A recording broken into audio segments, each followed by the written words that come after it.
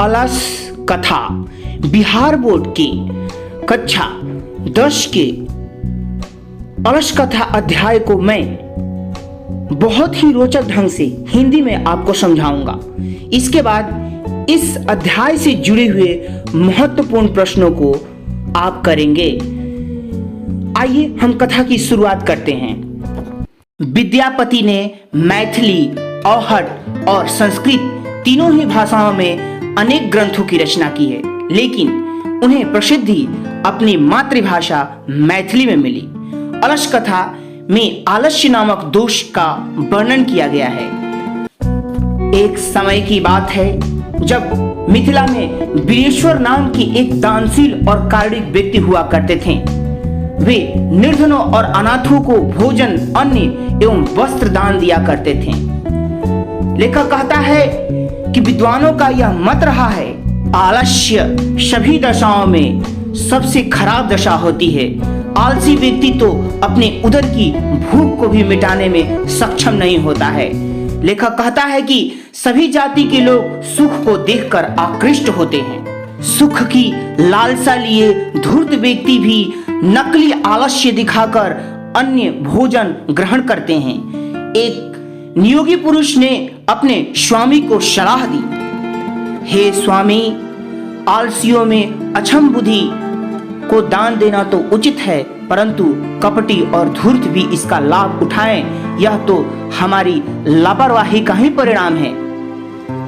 नियोगी पुरुष की सलाह पर अलसशला में आग लगा दी गई। आग लगते ही सभी धूर्त अलसशला से पलायन कर गए, परंतु 4 आलसी अभी भी उसी अलसशला में रहे।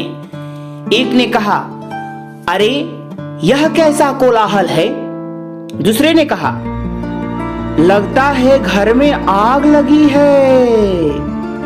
तीसरे ने कहा, कोई धार्मिक नहीं है जो गीली चटाई से हमें ढक दे। चौथे ने कहा, सो जाओ, चुपचाप रहो, क्या बकबक कर रहे हो। इन सभी वार्ताओं को सुनकर नियोगी पुरुष ने चारों आलसियों को केस पकड़कर बाहर निकाला। शास्त्र में कहा गया है कि स्त्रियों की गति पति के द्वारा, बच्चों की गति माता के द्वारा और आलसियों की गति कारुणिक के बिना संभव नहीं है। इस अध्याय से जुड़े हुए महत्वपूर्ण प्रश्न हम करेंगे। तो इस अध्याय में 3 प्रकार के प्रश्नों को शामिल किया गया है। पहला संभावित प्रश्न, दूसरा विगत वर्षों के प्रश्न और लघु उत्तरीय प्रश्नों को भी शामिल किया गया है। आपका प्रश्न बन रहा है कि वीरेश्वर कौन था। इस अध्याय को अच्छी तरह से समझने के बाद आप निश्चित ही इसके उत्तर सही कर पाएंगे। ऑप्शन सी, यानी कि मिथिला के मंत्री थे वीरेश्वर। नया प्रश्न है कि अलस कथा पाठ के रचयिता कौन है। सोचिए, option A, option B, option C और ऑप्शन डी बिल्कुल सही, यानी कि विद्यापति इस पाठ के रचयिता हैं। Option B is right. Next प्रश्न है आपका कि मैथिल कवि के नाम से कौन प्रसिद्ध था। मैथिल कवि के नाम से कौन प्रसिद्ध था।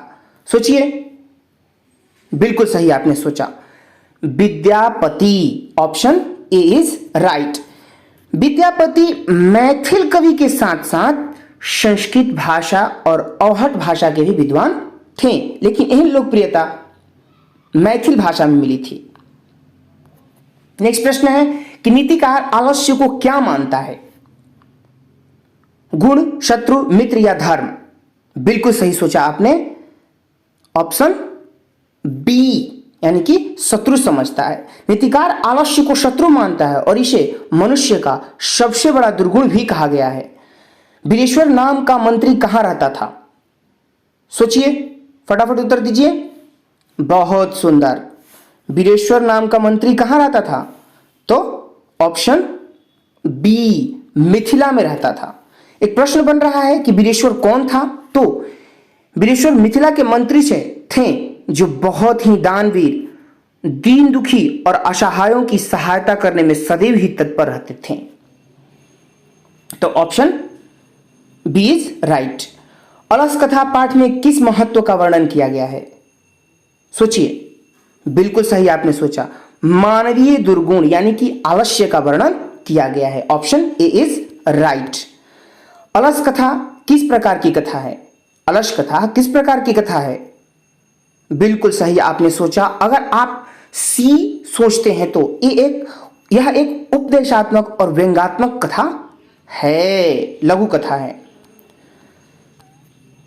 प्रश्न बन रहा है कि अलस कथा किस प्रकार की कथा है, तो यह एक उपदेशात्मक लघु कथा है।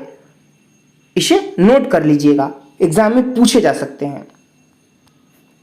नेक्स्ट है, गरीबों और अनाथों को प्रतिदिन कौन भोजन कराते थे? तो आप बढ़िया से समझे होंगे तो निश्चित ही आप चयन करेंगे option D, Bireshwar. Option D, Bireshwar. Option D, Bireshwar. सबसे बड़ा शत्रु कौन है? तो ऑप्शन बी, आलस्य सबसे बड़ा शत्रु कहा गया है। आलस्य को सबसे बड़ा शत्रु कहा गया है। वास्तविक आलसियों की संख्या कितनी थी बताइए?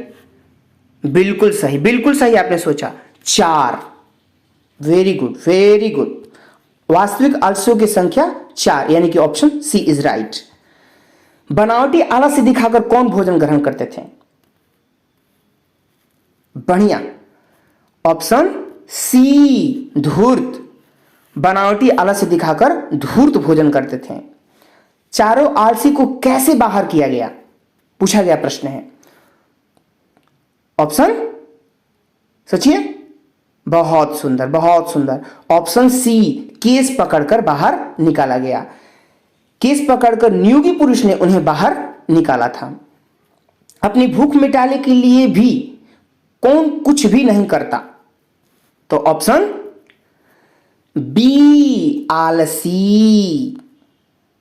आलसी अपनी भूख मिटाने के लिए कुछ भी कार्य नहीं करता, यहां तक कि उदर की अग्नि को भी नहीं बुझा पाता है। संसार में बच्चों का सच्चा संरक्षक या रक्षक कौन है? बिल्कुल सोचिए। हाँ, good good, very good. Option A, option A is right. इसमें बच्चों देखते हैं,